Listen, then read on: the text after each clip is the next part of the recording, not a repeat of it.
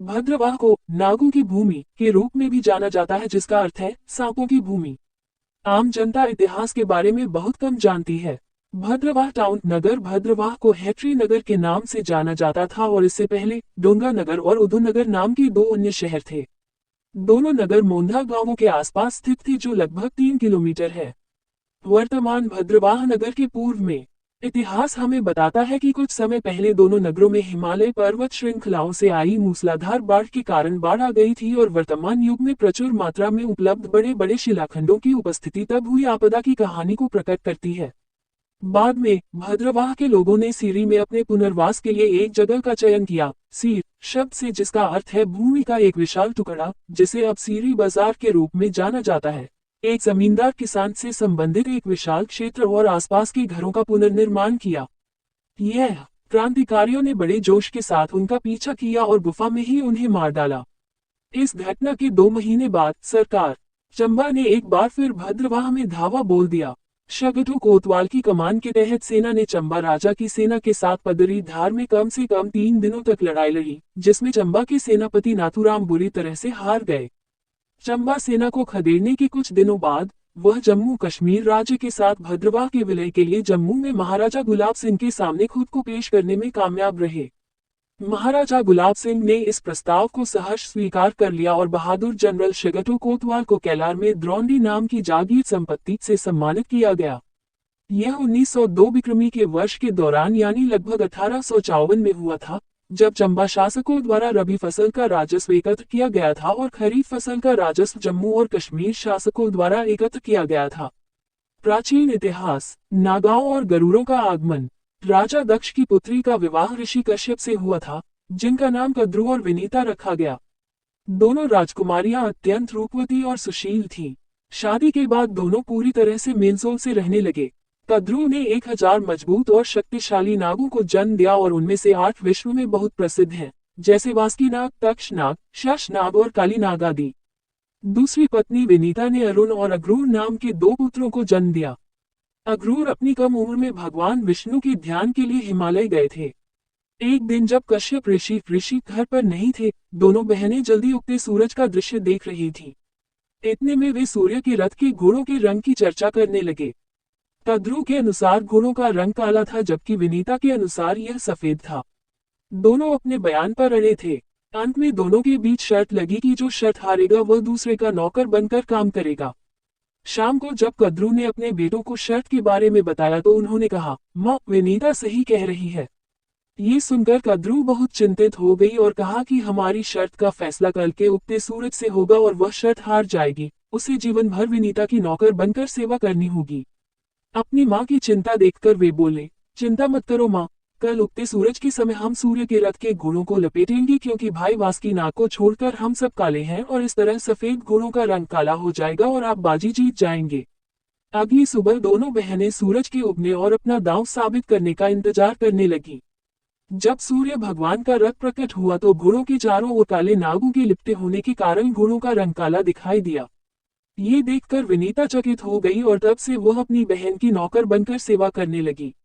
जब अग्रूर अपनी साधना पूर्ण कर काफी समय के बाद घर वापस आया, उनकी मां ने उनसे उनके तपस्या ध्यान के बारे में पूछा। तब अग्रूर ने खुशी खुशी अपनी मां से कहा कि उन्होंने अपना ध्यान सफलतापूर्वक पूरा कर लिया है और भगवान विष्णु ने मेरे ध्यान से प्रसन्न होकर मुझे हमेशा उनके वाहक के रूप में उनके साथ रहने का आशीर्वाद दिया। खुश होकर उसे गले लगाया और आशीर्वाद दिया। लेकिन अग्रूर ने अपनी मां का उदास चेहरा देखकर उसकी उदासी का कारण अग्रूर ने अपनी मां से कहा कि वह शर्त नहीं हारी थी, लेकिन नागाओं ने तुम्हें धोखा दिया है। उन्होंने तुम्हारा अपमान किया है और मैं बदला लूंगा। उनके लिए ये कोई साधारण घटना नहीं थी, बल्कि अचानक से हुई घटना थी। वह अपनी माता का ऐसा अपमान सहन न कर सका और क्रोध से जलने लगा। अग्रूर की मां विनीता अपने बेटे की भावनाओं को अच्छी तरह से समझ सकती थी और ये कहकर उसे शांत करने की कोशिश की कि उन्हें पिछले जन्म में अपने कुकर्मों का प्रतिफल मिलना चाहिए। लेकिन अग्रूर ने अपनी मां की लाचारी देखी, जिससे उसका गुस्सा ठंडा होने के बजाय और बढ़ गया। अग्रूर अत्यधिक क्रोध के कारण निर्णय नहीं कर पा रहा था कि उसे क्या करना चाहिए। उसी समय देव ऋषि नारद वहां प्रकट हुए। अग्रूर ने उनका स्वागत किया। नारद जी ने अग्रूर से उसकी व्याकुलता पूछी। तब अक्रूर ने सारी व्यथा सुनाई कि कैसे उसकी सौतेली माँ और सौतेले भाइयों ने उसकी माँ को धोखा दिया और उससे रास्ता दिखाने का अनुरोध किया। क्या करें? नारद जी ने उन्हें भगवान विष्णु के पास जाने और उनसे समस्या का समाधान पूछने की सलाह दी। अक्रूर तुरंत हिमालय की ओर चला गया और भगवान विष्णु को प्रसन्न करने के लिए ध्यान करने लगा। उनकी कठिन तपस्या के बाद भगवान विष्णु प्रसन्न हुए और उनके सामने प्रकट हुए और उनकी कठिन तपस्या का कारण पूछा।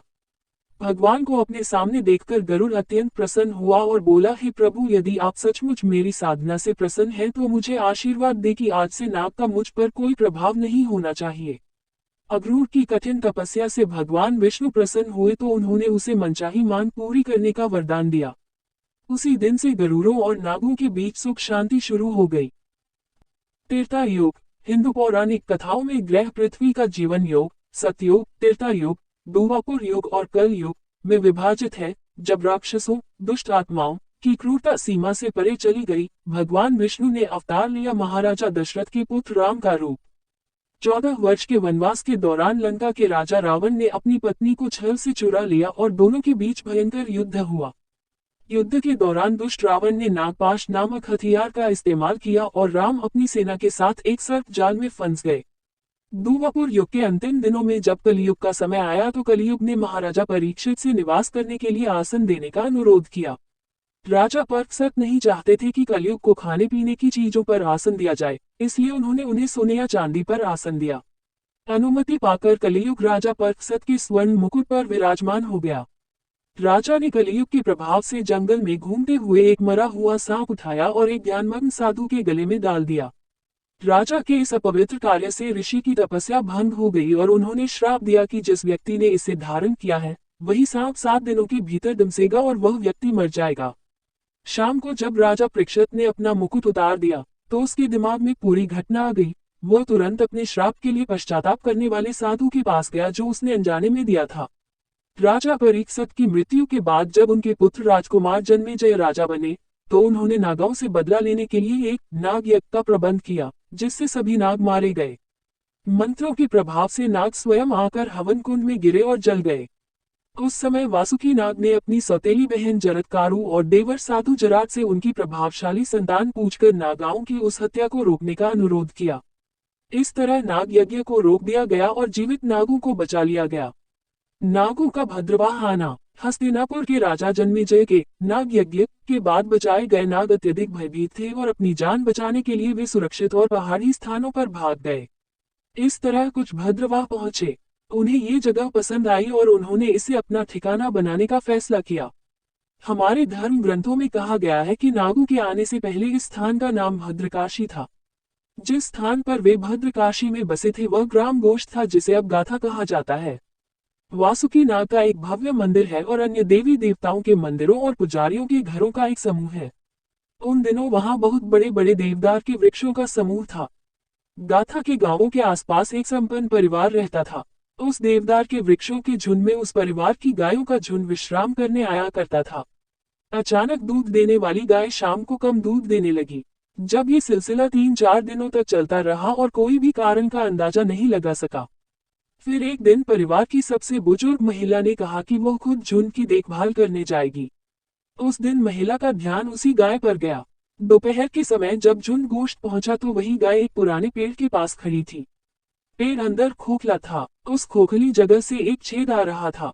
जब गाय छेद के पास खड़ी हुई तो छेद से एक नाग निकला और दूध पीने लगा।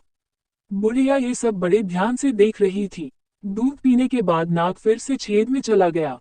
शाम को जब महिला घर पहुंची तो उसने पूरी कहानी परिजनों को बताई। फिर बेटे का कहना है कि उस महिला ने उससे पूछा कि इस समस्या का क्या समाधान हो सकता है। बुढ़िया ने उन्हें बताया कि उस सांप का रंग और आकार साधारण सांपों का नहीं बल्कि एक बहुत ही पवित्र आत्मा और पूजा के योग्य है, इसलिए हमें भी उसे एक पवित्र अतिथि के रूप में सम्मान और सम्मान के साथ व्यवहार करना चाहिए। उस दिन के बाद वह बुढ़िया सुबह शाम दूध का कटोरा लाकर बड़ी निष्ठा से पेड़ के उस छेद के पास रख देती। वह अपने पवित्र अतिथि को आमंत्रित करेगी। भगवान नाग उस छेद से प्रकट होंगे और खुशी से दूध पिएंगे और छेद में वापस चले जाएंगे। कुछ समय तक ये क्रम चलता रहा। एक दिन नाग देवता ने उसे स्वप्न में कहा कि उसे यह स्थान और यहाँ के लोग पसंद हैं और वह वहां रहना चाहता है। उन्होंने अनुरोध किया कि जिस पुराने देवदार के पेड़ में वे निवास करते हैं उन्हें काट दिया जाए और उनके निवास के लिए वहां एक मंदिर बनाया जाए। प्रातःकाल बुढ़िया ने अपना स्वप्न अपने 7 पुत्रों को बताया। वफादार और आज्ञाकारी पुत्रों ने अपनी मां की आज्ञा और इच्छा के अनुसार पेड़ को काट दिया और वहां एक मंदिर बना दिया। उसके बाद एक शुभ दिन एक भव्य हवन का आयोजन किया गया और वेद मंत्रों के उच्चारण के बीच नाग देवता को उस मंदिर में स्थापित किया गया। जिस नाग को मंदिर में स्थापित किया गया था, वह कोई और नहीं बल्कि वासुकी नाग जी थे। नाग वासुकी के साथ और भी कई नाग वहां आए। उन दिनों वासुकी नाग जी का भद्रकाशी पर शासन था और जीमूत वाहन वहां राजकीय अतिथि बने थे। एक दिन घूमते घूमते वह ग्राम सतींगल की ओर आ गया। रास्ते में एक बुढ़िया का घर था। नाश्ते की मीठी महक भी आई और रोने की आवाज भी आई। किसी मेलों या किसी शुभ अवसर पर ऐसा भरपेट भोजन और ऐसे भोजन और रोने में कोई समानता न होने के कारण वह व्याकुल हो उठा। चूंकि वह कारण नहीं समझ सका, इसलिए उसने घर के अंदर जाकर सच्चाई का पता लगाना बेहतर समझा। जब वह घर के अंदर गया तो उसने देखा कि एक बूढ़ी औरत बहुत बढ़िया खाना बना रही है और साथ ही चुपचाप बिल मार रही है। बुढ़िया सुख दुख की प्रतिमूर्ति बन गई थी। जब जीमूत वाहन ने उससे उस सब का कारण पूछा, तो उसने बताया कि उसकी चिंता को दूर करने वाला कोई नहीं है। संसार में मेरी समस्या का समाधान करने की शक्ति और इच्छा शक्ति किसी में नहीं थी। बुढ़िया ने उन्हें बताया कि उनके राजा वासुकी नाग जी ने अक्रूर के साथ एक समझौता किया था कि हर दिन एक नाग उनके आहार के लिए जाएगा। संधि के अनुसार एक नाग को नहा धोकर लाल वस्त्र पहनकर एक विशेष समतल चट्टान पर जाना होता है, जहां से अक्रूर उसे अपनी चोंच में उठाकर कहीं खाता है। आज मेरे इकलौते बेटे शंखचूड़ की बारी है। वह इस दुनिया में मेरा एकमात्र देखभाल करने वाला है और वह मुझसे छीन लिया जा रहा है। इसी मजबूरी में मैं उसके लिए आखिरी खाना बना रही हूँ और अपने दुर्भाग्य पर रो रही हूँ। संधि के अनुसार एक नाग को नहा धोकर लाल वस्त्र पहनकर एक विशेष समतल चट्टान पर जाना होता है, जहां से अक्रूर उसे अपनी चोंच में उठाकर कहीं खाता है। आज मेरे इकलौते बेटे शंखचूड़ की बारी है। वह इस दुनिया में मेरा एकमात्र देखभाल करने वाला है और वह मुझसे छीन लिया जा रहा है। इसी मजबूरी में मैं उसके लिए आखिरी खाना बना रही हूँ और अपने दुर्भाग्य पर रो रही हूँ। जीमूत वाहन बुढ़िया द्वारा सुनाई गई दुख भरी कहानी से बहुत प्रभावित हुआ। उसने मन ही मन सोचा कि उसके स्थान पर अपना बलिदान देकर बुढ़िया के बेटे की जान बचा सकता हूँ। ऐसा निश्चय करके जब वह बाहर जाने के लिए उठा तो बुढ़िया ने उसे जबरदस्ती कुछ खाना बाबरस खाने को दिया। कुछ पत्ते खाकर वह घर से निकल गया। उसने नहा धोकर लाल वस्त्र धारण कर उस स्थिर पत्थर की ओर प्रस्थान किया, जिसके बारे में बुढ़िया ने उसे बताया था। वह चाहता था कि शंखचूड़ तैयार होकर वहां पहुंचने से पहले ही वह उस स्थान पर पहुंच जाए। वह तुरंत लाल वस्त्र पहनकर पत्थर पर लेट गया। जब अक्रूर ने देखा कि एक नाग पत्थर पर लेटा हुआ है, तो वह उठकर उस स्थान पर गया। अक्रूर को अपने पास देखकर जीमूत वाहन मन ही मन बहुत खुश हुआ, लेकिन अक्रूर व्याकुल था, क्योंकि उस दिन नाग न तो डरा हुआ था और न ही रोया था, बल्कि उनके चेहरे पर बड़ी संतुष्टि और प्रसन्नता थी। अक्रूर के जीवन में यह एक नई और विचारणीय घटना थी। गरुड़ जीमूत वाहन की ये दशा देखकर बोला, क्यों सौदा कर रहे हो? मैं लंबे समय से आपकी सेवा के लिए तैयार हूँ। अक्रूर जो थोड़ा घबराया हुआ था, जीमूत वाहन को अपनी चोंच में उठा लिया और अपने शिकार को शांति से खाने के लिए दूर की ओर उड़ गया। जैसे ही अक्रूर जी ने उड़ान भरी, नाग शंखचूड़ ने जोर से आवाज लगाई और उस व्यक्ति को छोड़ने का अनुरोध किया जिसे वह ले जा रहा था, क्योंकि वह नाग नहीं था और उसकी बारी थी। लेकिन तब तक अक्रूर जीमूत वाहन को लेकर उड़ चुका था। शंखचूड़ भी जोर जोर से रोते हुए उसके पीछे दौड़ा कि नाग नहीं था और उसकी बारी थी। अक्रूर ने भी चीख सुनी और एक ऊंचे स्थान पर पहुंचकर उसने अपने शिकार को नीचे जमीन पर रख दिया। जीमूत वाहन ने फिर कहा, तुम मुझे खाकर अपनी भूख क्यों नहीं मिटा रहे हो? ये सुनकर वो उसे खाने लगा। अक्रूर ने सबसे पहले उसे खाना शुरू किया था जब शंखचूड़ वहां पहुंचा और उससे कहा कि वह नाग नहीं है, इसलिए कृपया उसे मत खाए। वह एक विदेशी राजकुमार है और आज मेरी बारी थी। जब इस राजकुमार को मेरी माँ से पता चला कि मैं उसका इकलौता पुत्र हूँ, तो उसने मुझ पर दया की और मेरे स्थान पर स्वयं को बलिदान करने का संकल्प लिया। उधर जीमूत वाहन उसे खाने की जिद कर रहा था। उन दोनों की बात सुनकर अक्रूर को ग्लानि हुई और उसने सोचा कि कैसे ये दोनों प्राणी होते हुए एक दूसरे के लिए अपना बलिदान देने को तैयार हैं और यह मैं ही हूँ जो अपने निजी लाभ के लिए पाप कर रहा हूँ। ऐसा सोचकर अक्रूर आकाश की ओर उड़ चला। शंखचूड़ जीमूत वाहन के घावों का उपचार करने लगा। तभी अक्रूर आकाश से वापस आया और पवित्र जल अमृत लेकर जीमूत वाहन के घावों पर छिड़का और वह पूर्णतया स्वस्थ हो गया।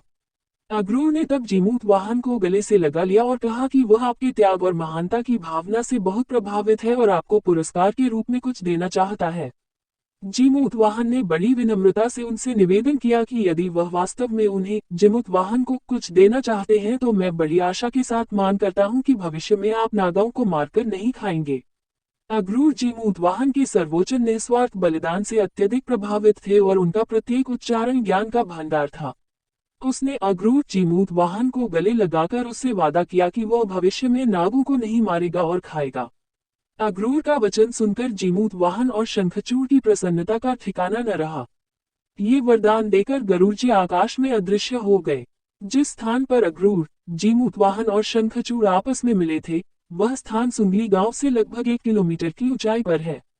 जब कैलाश यात्रा का जुलूस उस स्थान से होकर गुजरे, तो वही विश्राम करें और जीमूत वाहन को उनके सर्वोच्च बलिदान की याद में नमन करें। पानी का तालाब है जिसे आज भी शंखचूड़ तलाई तालाब कहा जाता है। वहां जीमूत वाहन का एक छोटा मंदिर है जिसे अब भद्रवाह में जसलू देवता कहा जाता है।